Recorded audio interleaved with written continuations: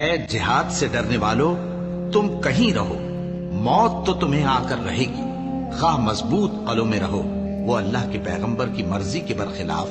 بیٹھ رہنے سے خوش ہوئے اور اس بات کو ناپسند کیا کہ اللہ کی راہ میں اپنے مال اور جان سے جہاد کریں، اور دوسروں سے بھی کہنے لگے کہ گرمی میں مت نکلنا۔ ان سے کہہ دو کہ دوزخ کی آگ اس سے کہیں زیادہ گرم ہے،